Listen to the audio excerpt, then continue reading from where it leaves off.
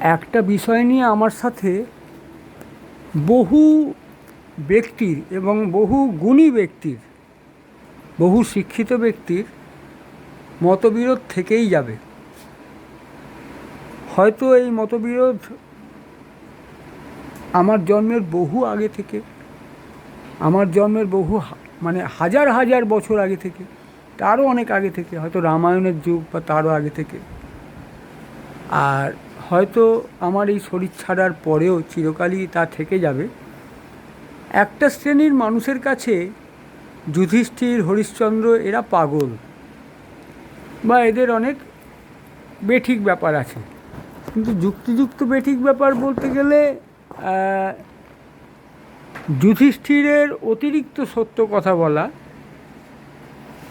মানে এখানে অতিরিক্ত সত্য কথা বলা বলতে আমি বললাম কি, মিথ্যে কথা বাদ দিয়ে কিছু কিছু অসত্য কথা আছে যেগুলো কিন্তু মিথ্যে কথা নয়, সেগুলো প্রয়োজনে বলা। অনেক সময় মানুষ সেরকম দায়িত্বে থাকে, তাকে বলতে হয়। একটা শিশুর ক্যান্সার হয়েছে, সে জিজ্ঞেস করছে, বাবা আমার ক্যান্সার হয়েছে? বাবাকে বলতে হতে পারে, না বাবা তোমার ক্যান্সার হয়নি। এটা মিথ্যে কথা নয়, এটা হচ্ছে শুভ উদ্দেশ্যে অসত্য ভাষণ বলা, সুকৌশলী অসত্য ভাষণ। এটা মহাপুণ্যের। কারণ ওই সময় ওই ছোট্ট শিশুটাকে যদি বলি, হ্যাঁ বাবা তোমার ক্যান্সার হয়েছে, শিশুটা হয়তো কারোর কাছে শুনেছে ক্যান্সার হলে আর বাঁচে না, তাহলে সে মনের শক্তিটাই হারিয়ে ফেলবে, সে মনের বিশ্বাসটাই হারিয়ে ফেলবে। সে সঙ্গে সঙ্গে বলবে, বাবা তাহলে তো আমি মারা যাব না বাবা। তখন বাবা কি উত্তর দেবে? কি উত্তর দেবে? হ্যাঁ বাবা তুমি মরে যাবে? হয় না। তাহলে তখন তাকে বলতে হবে, না বাবা তোমার ক্যান্সার হয়নি। তাহলে এই তো ঠাকুরমশাই আপনি মিথ্যে কথা বলতে শেখালেন। না, অসৎ উদ্দেশ্যে অসত্য ভাষণই মিথ্যা ভাষণ। ওটা সৎ উদ্দেশ্যে যদি অসত্য ভাষণ হয়, ওটা মিথ্যে কথা নয়। সুকৌশলী সত্য ভাষণ, সুকৌশলী অসত্য ভাষণ দুটোই পুণ্যের। আর কুকৌশলী সত্য ভাষণ, কুকৌশলী অসত্য ভাষণ দুটোই পাপের। খারাপ উদ্দেশ্যে সত্য ভাষণও খারাপ।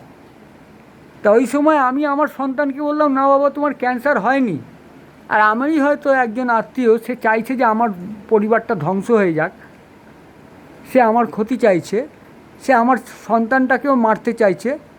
সে বলবে, না রে তোর বাবা মিথ্যে কথা বলেছে, তোর ক্যান্সার হয়েছে, তুই মরে যাবি। তাহলে তাকে মালা পরাতে হয়, তাকে তাহলে সম্বর্ধনা জানাতে হয়। সে তো সত্য কথা বললো। সে তো চাইছে আমার সন্তানটা পাগল হয়ে যাক, বা ভয়ে সে মানসিকভাবে ভারসাম্য হারিয়ে ফেলুক, হ্যাঁ, সে মরে যাক, তার সর্বনাশ হোক, সে তো চাইছে। ওই জন্য সে মুখের উপর তাকে বলে দিল, হ্যাঁ তোর ক্যান্সার হয়েছে, তুই মরে যাবি। তাহলে সে তো সত্য কথা বললো, সে তো মহাপাপী। তাহলে তার পাপটাকে কী করে মেনে নেব? তাহলে সে সত্য কথা বললেও সে পাপ করলো। আর ওই যে বাবা যে বললো, না বাবা তোমার ক্যান্সার হয়নি, তুমি বেঁচে যাবে, এই তো আমি চেষ্টা করছি। হয়তো বাবাও ঠিক শিওর নয় যে কীভাবে ওকে বাঁচাবে, কিন্তু বাবা শেষ চেষ্টা করবে। এটাই বাবার কর্তব্য, এটাই ধর্ম। তাহলে সৎ উদ্দেশ্যে অসত্য ভাষণ মহাপুণ্যের, আর অসৎ উদ্দেশ্যে সত্য ভাষণও মহাপাপের। এগুলো আরও প্রচার করা উচিত, এগুলো আরও বোঝা উচিত। হ্যাঁ, কৃষ্ণ এই পক্ষে আছেন। সময় সুযোগ পেলে এগুলো নিয়ে আরও ব্যাখ্যা করব। শুভমস্তু, শুভমস্তু। পরিস্থিতি সুযোগ অনুযায়ী এগুলো আরও শেয়ার করে দেবেন। জয় মা।